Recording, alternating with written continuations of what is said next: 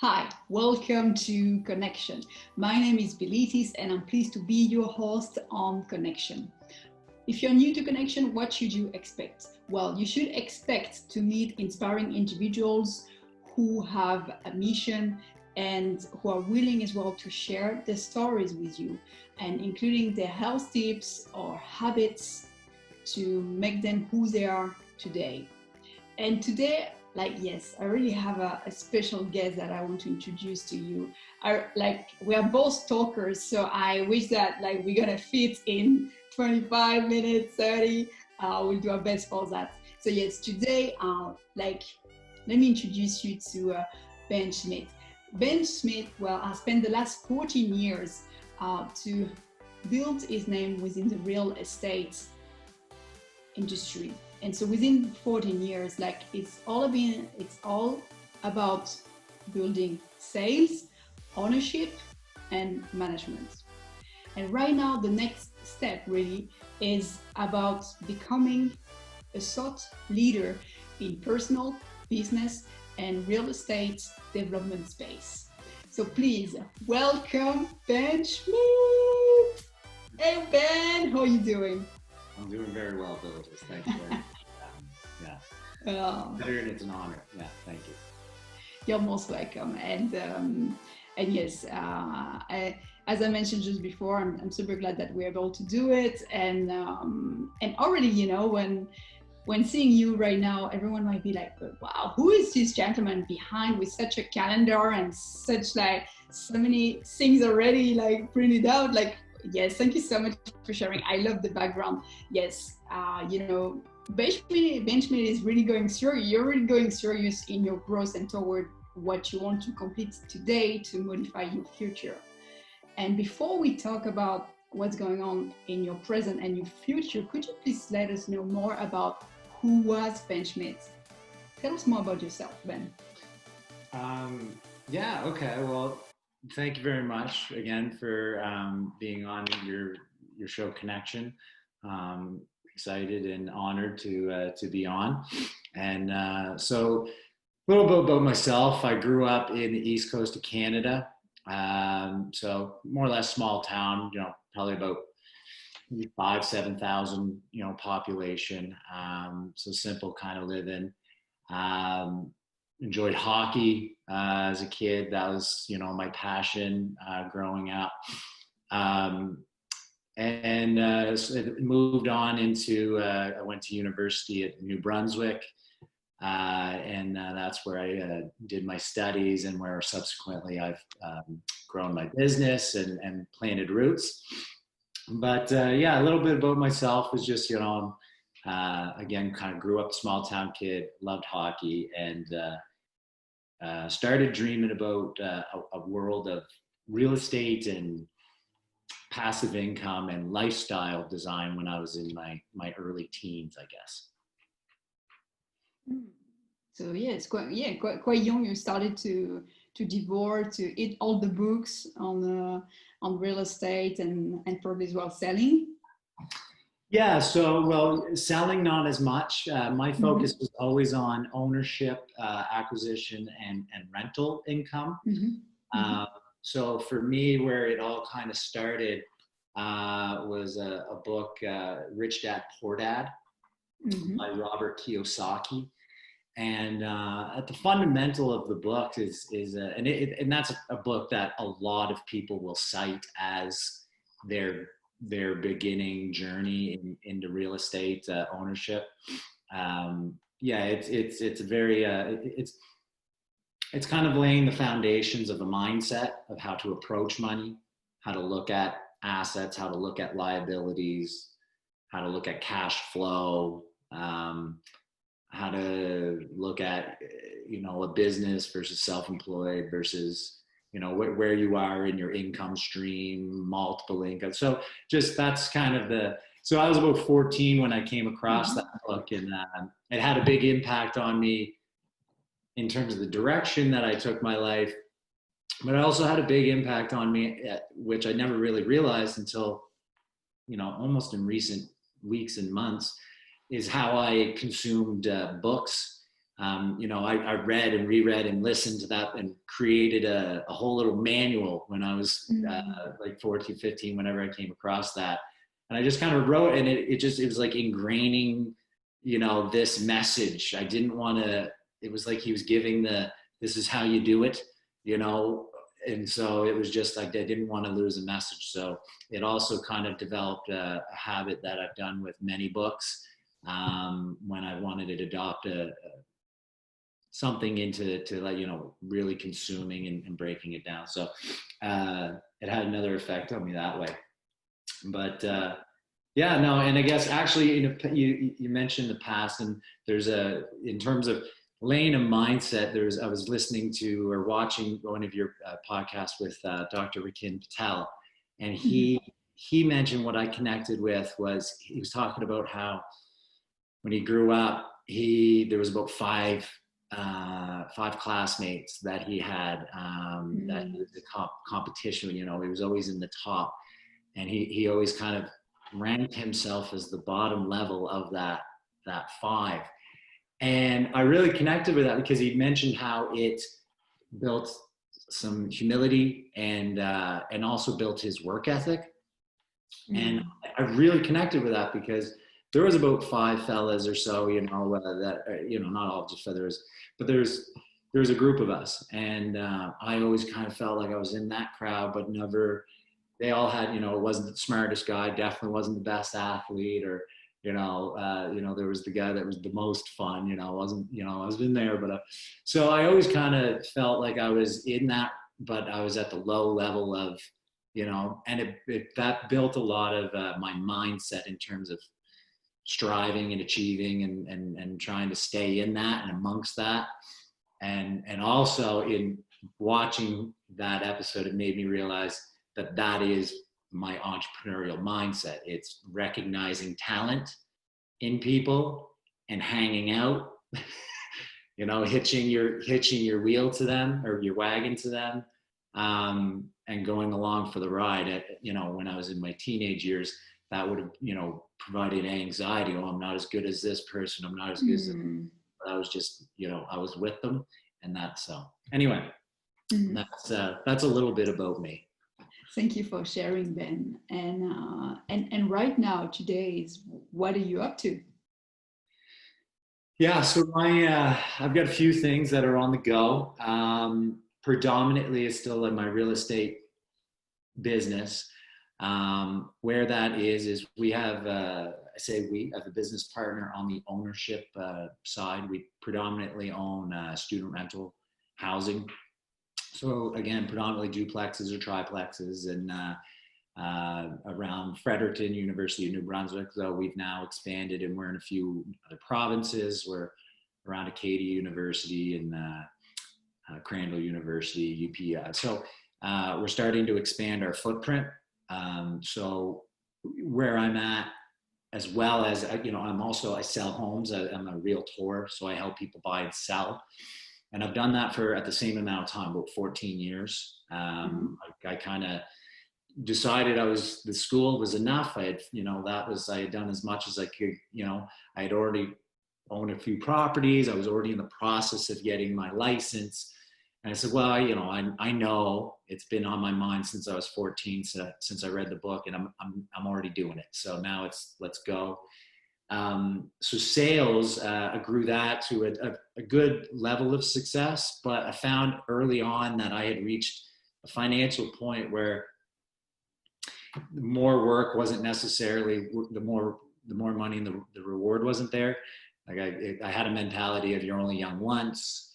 And so I always wanted to make, so it was always a level of just that I could perform at an optimal level in terms of what I wanted to give in terms of value to my clients.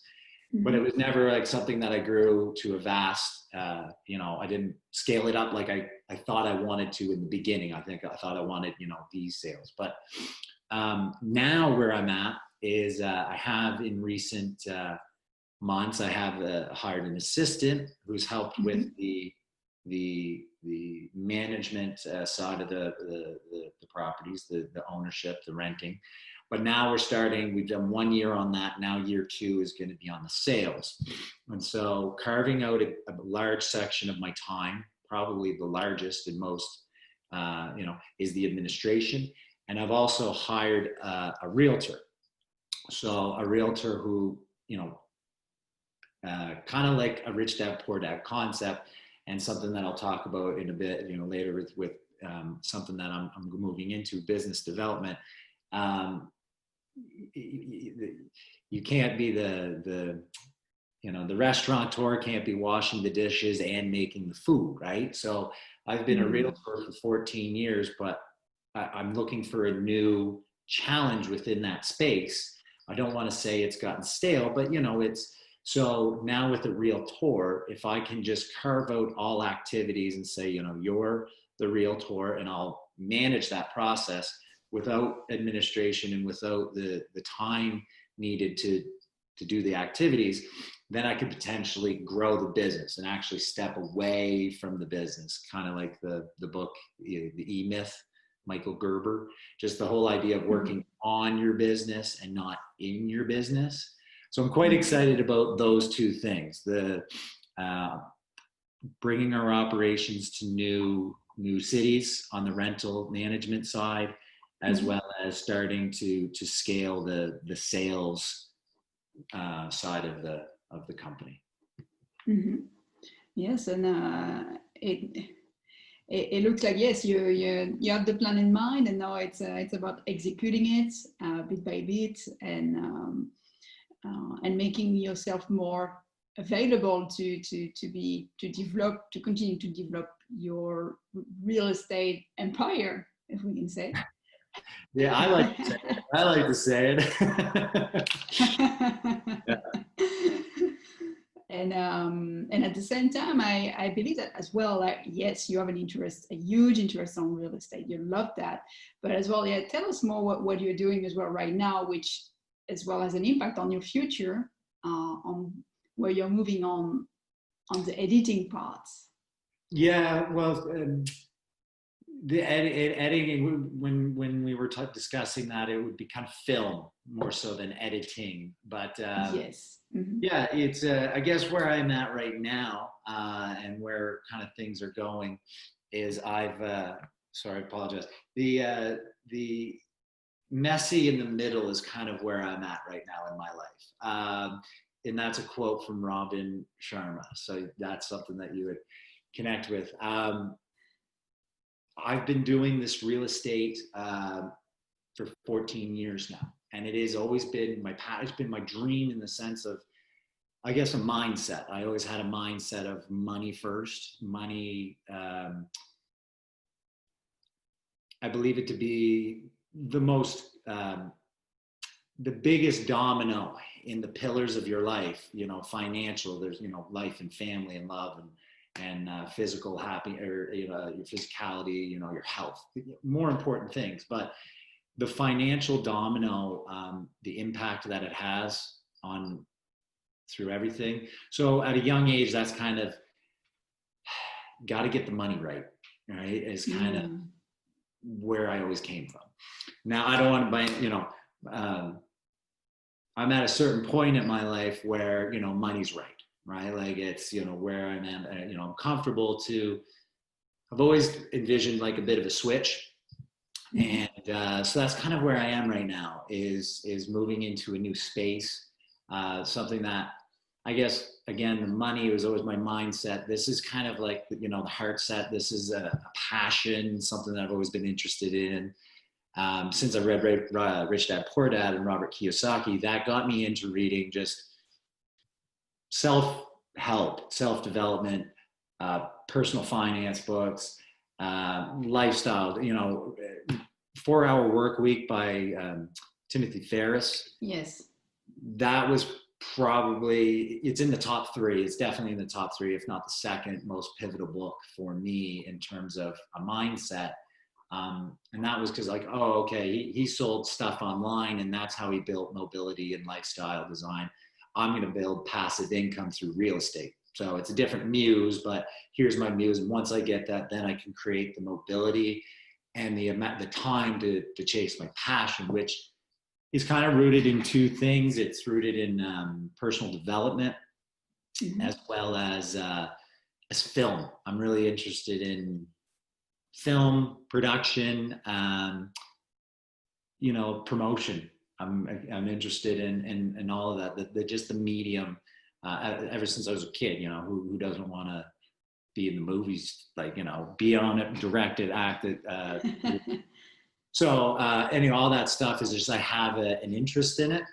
I guess I'm transitioning from real estate into a personal development, so a thought leader in terms of I have some intellectual property on real estate, how I think I can help individuals and households, become a self-sustaining unit. They'll be able to be self-sufficient.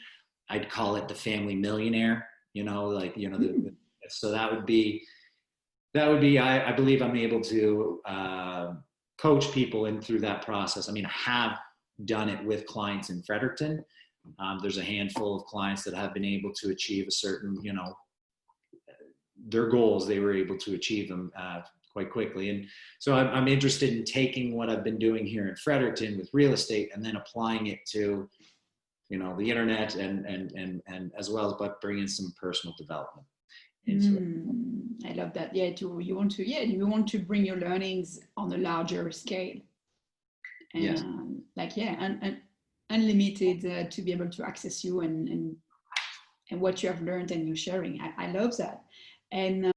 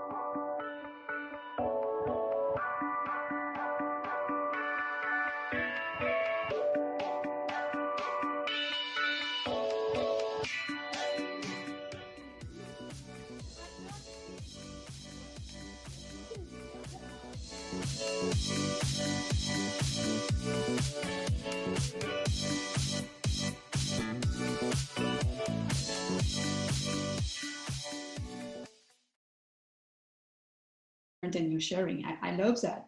And Ben, what would be your 3 messages? Like if we had, like if you had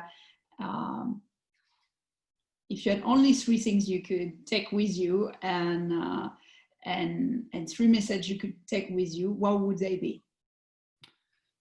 3 messages. Well, I guess I'll reiterate the first point because it is who. I believe you got to get your money right. The philosopher, Mr. West, said, nah, nah, nah, nah, wait till I get my money right. Nah, nah, nah, nah, then you can't tell me nothing, right? I was 23 when Kanye last song, and I took to heart, right? Like the moment you get your finances in order, people can't, restrictions can, for instance, if you want to chase health, right? You have the time and the money to maybe hire trainers and eat better food, and so that would be my first kind of, is personal finance. 3 keys. Well, in terms of a keys, I guess, is this keys to success? I guess, is that kind of like, is that what your keys are? Are these 3 keys to success? Yeah, it's your 3 messages that you think that everyone should know now, better now than never or too late. Well, then, okay. So better that for sure. One is chasing after your dream. So yeah, get your money right. That's good. But the dark side of that it has been for me that I did do that, and I focused on that, and sometimes took my eye off the ball on relationships or anyway, yeah. So there's kind of a dark side, and I guess when I was early in my career, I had started a film.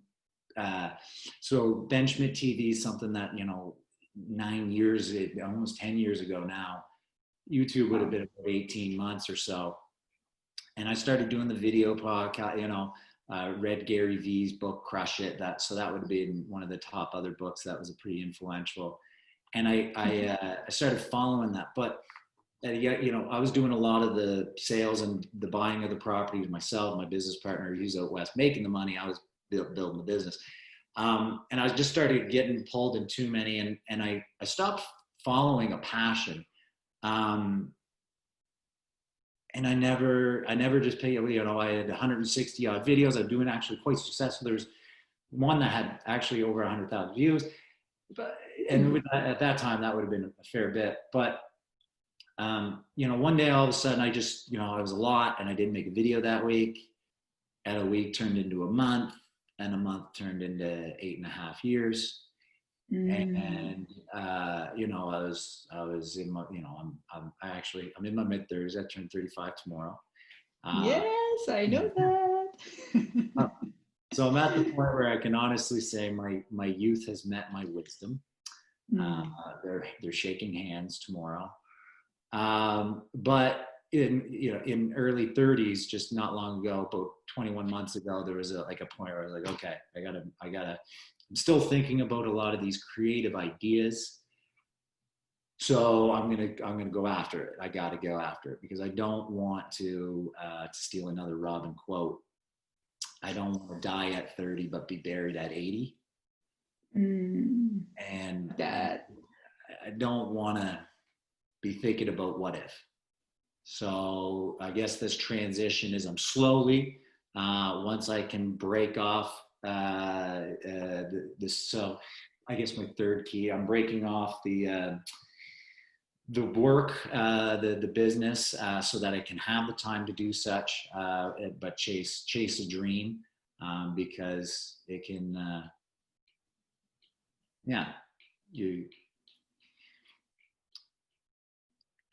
I'm at a stall, but it can lead down a dark path when you aren't chasing your dream. And I don't mean that to be a dark, but it just, you can kind of become a shell. You know what I mean? You can kind of become a shell of yourself. You can kind of just be going through the motions, and going through the motions is just no way to live your life. You only get one of it. So that would be one of my other keys is chase your dreams. Yeah, and as you mentioned, like chasing your dreams still in a place where you are still connected to your environment, to your surrounding, and you connect still with whoever is in your life, and finding the balance between achieving your dream and working on it super hard, and on the other hand to keep the balance with having some break time, family break time, or holiday vacation, or like reading break, to find the balance between, yes, the amount of time you spent on your dream, working so hard, and having this space of breathing out by spending time with your loved one, for example, or doing something that has nothing to do with what you do, building up your dream. And it's actually this period as well of time that will help you and support your dream. No question. No question. You always kind of have your greatest inspirations in those moments of, you're not thinking, you're on the vacation, it's in the back of your mind, and there's the idea, right? So when you're most comfortable. So that would probably be my third, would be, relationships and focusing on a relationship could be you, right? So like making sure you take time to be with yourself and, if you can, family and loved ones and such. But yeah, having that time. And yes, because at the end, yes, and this is going to be, I'm going to be quoting Wayne Dyer, is that the person it's Bob Proctor, the person we spend most of our time with all life long is ourselves. So yes, we better get to know this person, and sometimes actually when we are not in tune with what's going on outside of ourselves, it's because we don't take the time to be in tune within, and we don't know enough ourselves, and so yeah, super important, this inner work. And as we do as well, both of us, this our me time in the morning, having set up the morning routine, and really allowing us to do this work on ourselves first, to be able to have our cup full, and then opening up to the world and be of service to whoever is around us at that time. Yeah, I couldn't agree more. And building those rituals and practices, for anyone that's watching, Robin Sharma is a fantastic source to go to. The 5 a.m.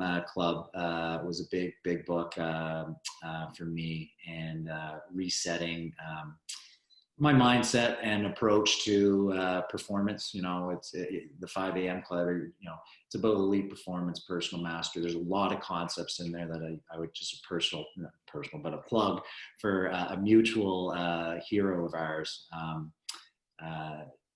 His methods and tactics kind of get you on that path. That's kind of how Robin's able to get you on your hero's journey. So whatever it is that you're chasing and you're looking for, I would suggest he's a good place to start. Yes, and thank you for this suggestion. Get to know everyone. We are not getting anything from Robin Sharma out of this. It's just that, yes, it's just, or maybe you do, I don't know, but yeah. But yes, we love here in Connection mentioning the work of Robin Sharma, because he's the one who get us together with all the interviews I've made on Connection. So yes, he deserves a tribute. And talking about you, Ben, coming back to you, what is the best way if we want to connect with you and get to know more about what you're building right now, including your filming?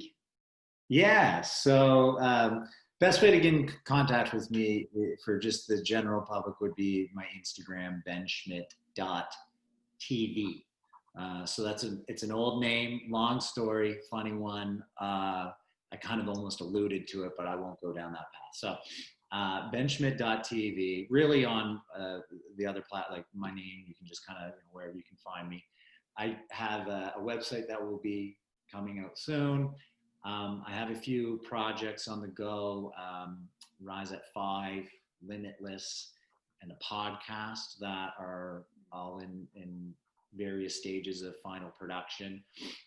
Learning a lot about this process, right? I'm at ground zero. And so sometimes, my excitement, I can jump into a project and expect, everything's going to go perfect and we'll hit this deadline. And, it's 4 months later and we're not too close to all of the deadlines. So, but yeah, so I have some content that I'm looking to release soon.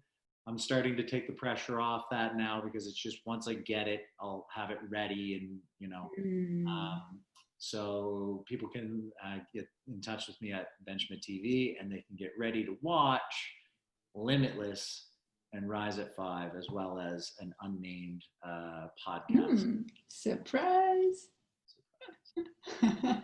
Thank you so much, Ben. And yes, everyone, I definitely encourage you to follow Ben on Instagram, and looking at what he has been through for editing, for filming is 5 a.m. and then the Limitless season 2. It's going to be fun.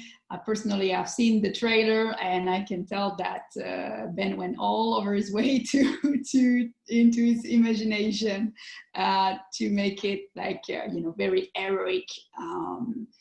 and to not name a bit of Matrix parts. So definitely a must watch and coming out soon. Is there any, can we know a bit more about the date, or is it still? I'm just as soon as possible. I'm working on, but essentially the biggest holdup would be season 2 to Rise at 5. The first season of Rise at 5, which was the 5 a.m. club journey, I didn't really know what it was when I started it. It was halfway through, okay, this is what I had been thinking of, like, how do I add film and personal development together? And then doing this, I was like, I get it.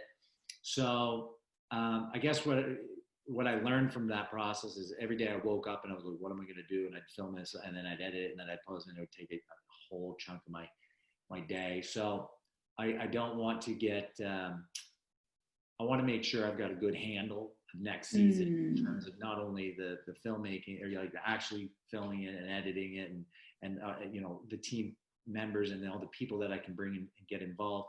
I'd like them to be all at the start, so that, more brainstorming, many hands make light work, and get a better product. So to say when it's coming soon. Yeah, cool. We love that, and we will reshare it once it's ready. You're most welcome. Thank you so much, Ben, for coming up on Connection, and for opening up to your story. And like, it's super inspiring as well how, when you get into something when you're 14 and it's still in front of your mind for the next 7, 10, 15 years, it's definitely that there is something to do over there, and to go deep down. And actually, you were talking about following your dreams, and it's actually what you have done. And you have listened to your teenager, to the teenager who you were when you were 14, probably dreaming about it, and then actually you get to do it. So it probably is an experience for you to build up your self-esteem, because what you thought you would become or do, step by step, it is what you built. And so Connection is wishing you all the best to continue to grow and to follow your dreams. And yes, soon enough, happy birthday. Thank you very much. I, again, very much appreciate it. Thank you for having me. Congrats on how far you've come with this. I've been watching some of the episodes. Again, it's improving with every episode. And some really, really, really interesting guests, right? We've had Annette and Rakin and Byron, and really enjoyed Tiffany, Dr. Tiffany Keene. So, and a few, thank you very much for having me on your show, and wish you all the best. Thank you so much, Ben. And well, for Connection supports Gift to Dream Foundation. And Gift to Dream Foundation was created by a dear friend of mine, Aida Sabri, based in Melbourne, Australia. And, it has been founded in 2012. The main goal back then was to contribute to the education of children with disabilities in Kenya, and to bring higher education to women in India. However, since COVID started, the focus has changed. So over education now, the focus is on food. That is why Gift to Dream Foundation launched the Food Parcel Movement. Did you know that for $2 a day, you could feed a family of 5? And my favorite part on Gift to Dream is that, being part of it of the backstage and the support team to raise funds. What I really like about it is that what is said, it's going to be done, it is done. So for example, like a couple of weeks ago, now it's going to be a month, it has been delivered food for over 80 families, 500 people, including children. So this is one more mark of trust for the foundation. So I invite you definitely, to click in on the link below and to make a donation, because you can make a difference and they matter. Thank you so much. This was your Connection episode for today. You know what? If you're new to Connexion, you know what to do. Subscribe and turn on the notification button. Like this, each time there is a new episode, you're the first one to know about it. At the same time as well, you know, if you have a comment, a recommendation, or anything you want to share, feel free to place a comment. You know, what is it that you have learned through our interview with Ben Schmidt? What is it that you're going to implement, for example? So let us know. I'm super curious, and I see you in 2 Fridays. Thank you so much.